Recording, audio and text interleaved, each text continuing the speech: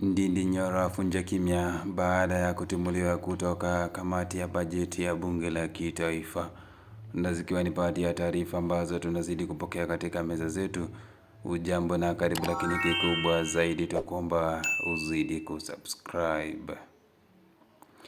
Mbunge wa Kiaru Ndindi Nyoro ameweka wazi msimamo wake baada ya kuondolewa kwenye kamati ya bajeti na matumishi la bunge la kitaifa, akisema kuwa hana kinyongo dhidi ya yeyote licha ya kutoshirikishwa kwenye uamuzi huo. Akizungumza na wanahabari siku ya leo, Nyoro alisema kuwa hakuwa na taarifa zozote kuhusu mchakato wa kumwondoa na kwamba aligundua kuhusu swala hilo kupitia vyombo vya habari.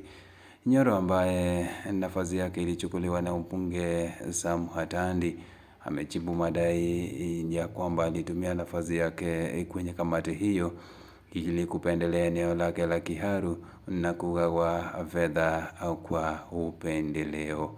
Aidha, hatua hii ya kuondolewa kwake imeibua maswali kadhaa, hasa ikizingatiwa kuwa alikuwa mshirika wa karibu wa Rais William Ruto, ingawa tetezi zinadai kuwa ukaribu wake na aliyekuwa naibu rais Rigathi Gachagua ambaye aliondolewa madarakani mwaka uliopita huenda ulichangia katika mabadiliko haya ya kisiasa.